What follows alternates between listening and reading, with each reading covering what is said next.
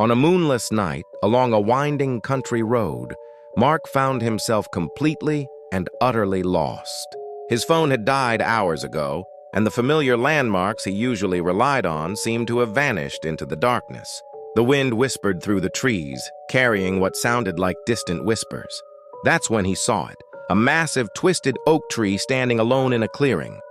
Something about it seemed different.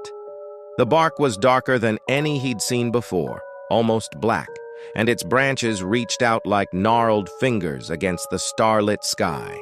Local legends spoke of a tree like this. They called it the Devil's Tree, but Mark had always dismissed such stories as nonsense meant to scare children. As he approached, a strange sensation washed over him. The air grew thick, heavy with an unexplainable energy. The whispers in the wind became clearer, yet he couldn't make out the words. He should have turned back. Every instinct screamed at him to run, but his feet carried him forward as if pulled by an invisible force.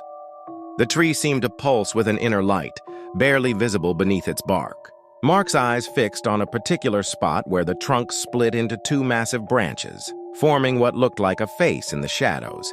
He couldn't look away, didn't want to look away. The whispers grew louder, more enticing. His mind began to fog, thoughts becoming distant and unclear. The world around him started to fade, replaced by visions of endless darkness and ancient secrets. He reached out to touch the bark, his hand moving of its own accord. In that moment, Mark understood the truth behind all those local legends, but it was too late. They found his body the next morning, peaceful and still, as if he'd simply fallen asleep beneath the tree's sprawling branches. The locals knew better, though.